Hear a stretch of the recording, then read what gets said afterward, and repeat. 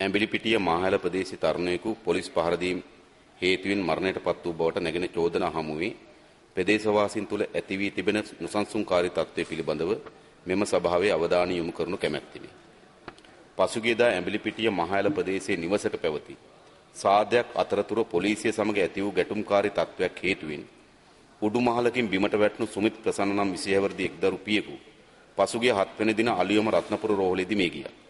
ප්‍රදේශවාසීන්ට අනුව ඇඹිලිපිටිය පොලිසිය නිලධාරීන් කිහිප දෙනෙකු එම ස්ථානයට පැමිණ මත්පැන් ඉල්ලීමෙන් පසු ඇති වූ බහින්බස් වීමකට පසුව උසස් පොලිස් නිලධාරියෙකුගේ සමග සිවිල් නැඳුමින් සැරසුණු පොලිස් නිලධාරීන් පිරිසක් එම ස්ථානයට කඩා වැදී සියලු දෙනාටම පොළු වලින් පහර දීමට පටන්ගෙන තිබෙනවා. ප්‍රදේශවාසීන් පවසන පරිදි අදාළ තරුණයාට පහර දී ඇති පොලිසිය ඔහුව උඩුමහලින් බිමට තල්ලු කිරීම හේතුවෙන් ඔහුගේ මරණය සිදු වී තිබෙනවා. මේ සම්බන්ධයෙන් පොලිසිය පැහැදිලි කිරීම වී ඇත්තේ සාදයේ ගෝසාව නතර කරන ලෙස ඉල්ලීම සමග ඇති වූ ගැටුම්කාරී තත්ත්වයකින් පසුව අදාළ තරුණයා අත්අඩංගුවට ගැනීමට යාමේදී දිවගොස් උඩුමහලින් බිමට පැන ඇති බවයි. ගරු නියෝජ්‍ය කතානායකතුමා දැක්කා. මේ පිළිබඳව ආණ්ඩුවේ සහ පොලිසිය අදහස් ඇටියට පොලිස් මාධ්‍ය ප්‍රකාශකවරයාගේ ප්‍රකාශය. ඔහු පැහැදිලිව ඉදිරිපත් කරනු ලබනවා මේ තත්ත්වයට ඔවුන් මැදිහත් වී තිබෙන්නේ මේ ගැටුම්කාරී තත්ත්වයක් පාලනය කරන්න. ගරු කතානායක මොකද්ද මේ කියන්නේ? ආයුතු ජනරාශීන් මේ මොනවද මේ කියන්නේ? එනිසා අඩුම තරමේ ආණ්ඩුවක වගකීමක් තිබෙනවා. එවැනි සිදුවීමක් වෙනකොටම ආණ්ඩුව ඇතුළේ සාකච්ඡා කරලා ප්‍රකාශයක් ඉදිරිපත් කරා. එහෙනම් අපි දැනගන්න කැමති මේ ආණ්ඩුවේ ප්‍රකාශයක්ද මාධ්‍ය ප්‍රකාශකවරයෙකුගේ ප්‍රකාශයක්ද? මොකද්ද මේ කරමින් තිබෙන්නේ? පොලිසිය විසින් සැකකරුවන් අත්අඩංගුවට ගැනීමට යාමේදී මිය යාමේ සිදුවීම් බොහෝමයක් පසුගිය කාලේ අසන්නට ලැබුණා. ඇතමෙක් ආයුධ පෙන්වීමට යාමේදී තවත් අය පලා යාමට උත්සාහ කරද්දී මිය ගොස් තිබුණා. එම පැහැදිලි කිරීම මහ ජනතාවට කොතෙක් දුරට විශ්වාස කළාද නැද්ද යන්න අමුතුවෙන් කිය යුතු නැහැ. මේක පහුගිය කාලේ පුරාවටම අපි දැක්කා. ආයුධ පෙන්වන්න ගිහිල්ලා ඝාතනය කරනවා, අත්අඩංගුවට ගන්න ගිහිල්ලා කියලා ඝාතනය කරනවා. මෙම සංස්කෘතියක් පහුගිය කාලේ තුලම වර්ධනය වෙමින් තිබුණා. පොලිසිය කැරට්ටුව හොඳ නැති බවට මහ ජන තුල වන අදහසට බොහෝ දුරට වගකීතු වන්නේද පොලිසිය ඇතමුන්ගේ ක්‍රියාකලාපයේ බවට සැක නැහැ.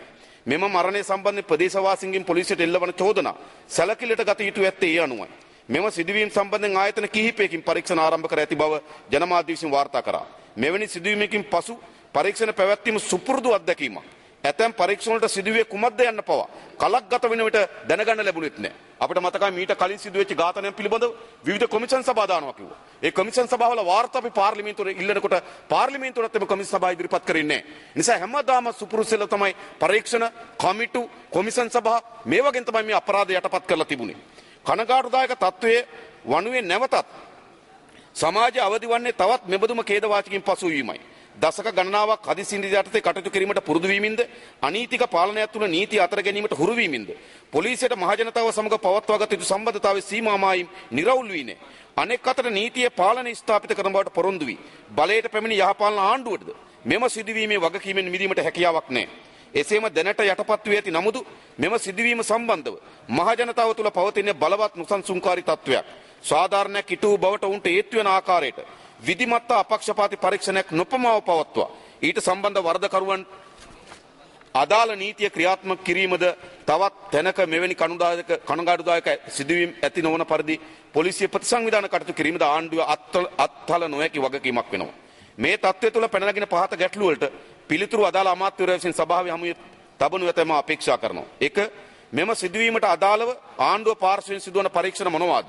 ඒ වගේ ප්‍රගතිය කවරේද? උසස් පොලිස් නිලධාරියෙක් මෙම සිදුවීමට සම්බන්ධ වී ඇත්තේ කෙසේද?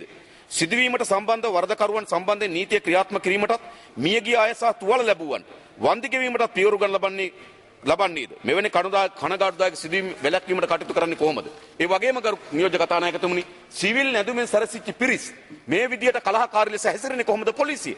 ඒ පිළිබඳ ගරු අමාත්‍යතුමා මේ පාර්ලිමේන්තුවේ කරුණු පැහැදිලි කරනවා ඇතයි මා බලාපොරොත්තු වෙනවා. බොහොම ස්තුතියි ගරු නියෝජ්‍ය කතානායක.